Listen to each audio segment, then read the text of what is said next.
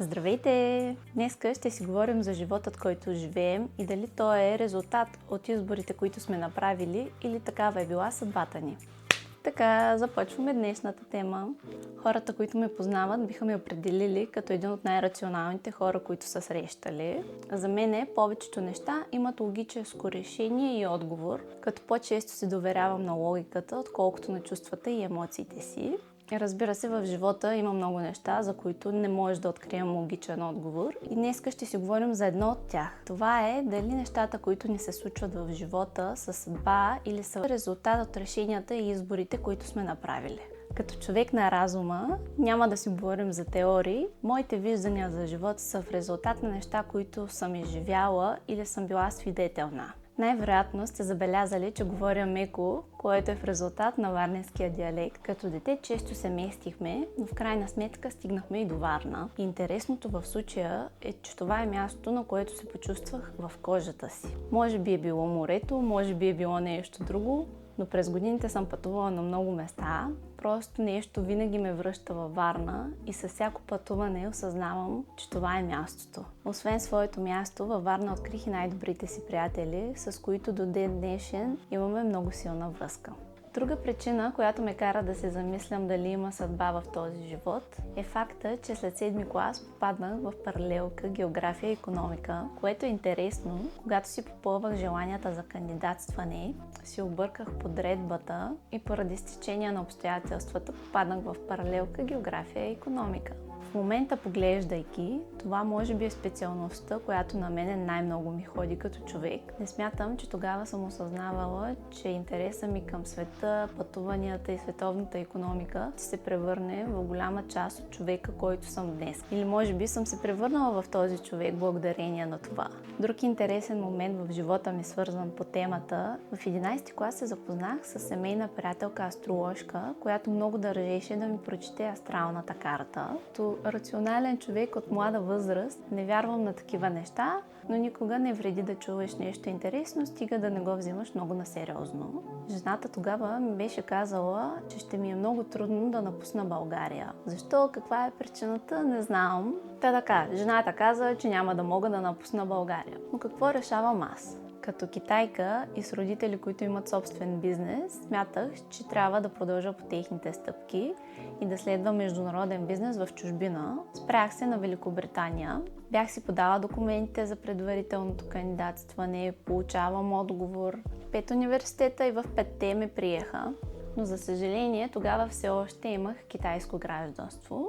В България, независимо, че се раждаш на територията на страната, това не те прави автоматично гражданин на Република България. Има си процедура, кандидатства се и така нататък.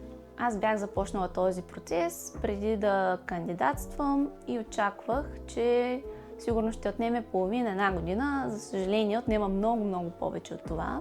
В офертата за предварителния прием пишеше, че годишната такса за международни ученици е около 20 000 паунда на година. Бързи калкулации, 3 години, само таксата ми за учене щеше да бъде над 60 000 паунда. Изключваме разходи за учебници, за живот, за квартира и всички други неща. И стигнах до извода, че най-вероятно не си заслужава инвестицията и реших да изчакам да получа българско гражданство и след това да кандидатствам като гражданин на Европейския съюз. Тогава таксата беше 9250 паунда, но както знаем, точно в този период Великобритания реши да излезе от Европейския съюз. Така че дори да бях изчакала да получа българското си гражданство и да замина да уча там, условията вече щяха да са напълно различни. Като повечето тинейджери след 12 клас, нямах си представа какво искам да уча, каква да бъда. Знам, че повечето записват някаква специалност, просто за да продължат висшето си образование. Аз в случая реших да изчакам. Като тези, които са от Варна, знаят, че лятото учениците ходят и работят по курорти. Аз в случая работя 16 годишна И се оказа, че всъщност хотелиерския бранш и това да работя с гости ми носеше удоволствие. Самата професия много съвпадаше с моя характер, тъй като обичам да помагам на хората. И ако мога да превърна нечия почивка в незабравим спомен, то това ми носеше огромно удоволствие. Това беше и причината да реша да запиша хотелиерство. Сега навлизаме в малко чувствителна тема. Няма да задълбавам. Ако имате интерес, може би в отделен епизод ще ви разкажа в подробности.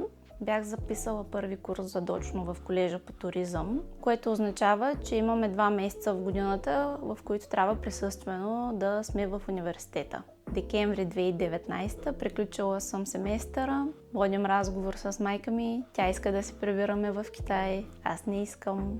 Но в крайна сметка се договорихме да се приберем за празниците, веднага след това да се върнем в България, за да мога да си завърша и втория семестър. Декември 2019 заминахме, като трябваше в края на януари 2020 да се приберем. Всички знаем какво се случва 2020. COVID започна и поради тази причина се наложи още 2 години да остана и да живея в Китай.